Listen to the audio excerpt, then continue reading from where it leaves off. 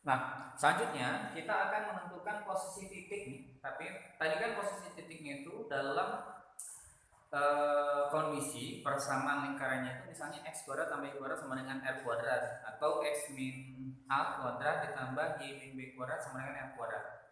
Nah, sekarang kita akan menentukan posisi titik itu tapi dalam kondisi menggunakan yaitu persamaan lingkaran itu yang persamaan umumnya, yaitu ini x kuadrat ditambah y kuadrat ditambah ax ditambah bg ditambah c sama dengan 0. Begitu.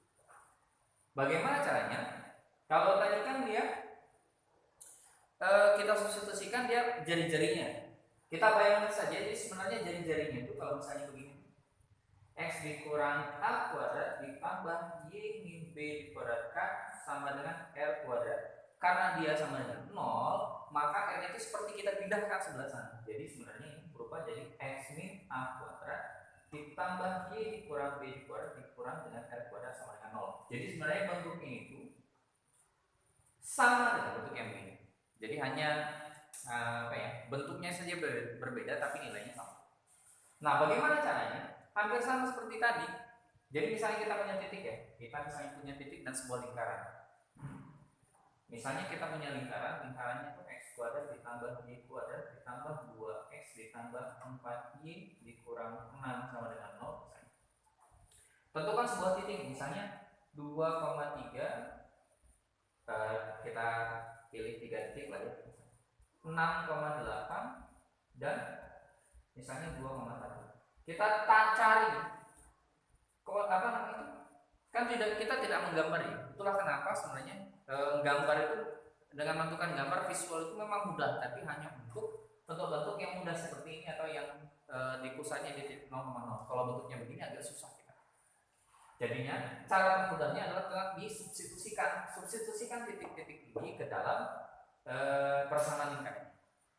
Kalau dia kurang dari 0 berarti dia itu berada di dalam lingkaran. Berarti kalau misalnya kita gambar begini, kalau disubstitusikan ternyata kurang dari 0 berarti titiknya ada di dalam. Kalau pas sama dengan 0 berarti dia itu berada pada lingkarannya. Kalau lebih besar dari 0 berarti dia ada di luar lingkaran. Sekarang kita uji coba masing-masing titik. Titiknya yang pertama adalah 2,3. Kalau kita substitusikan ke dalam persamaan lingkarannya, maka persamaan lingkarannya berubah menjadi 2 kuadrat ditambah y kuadrat. Kalau y nya kita ganti 3 ya, y nya kita ganti 3,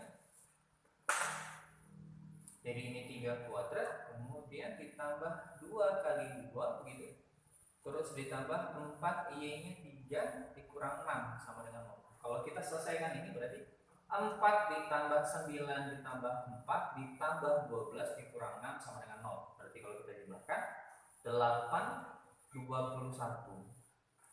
Jumlahkan berarti 29 dikurang 6 sama dengan 0. Karena hasilnya 23 dan ini lebih besar dari 0, berarti titik ini berada di luar lingkaran.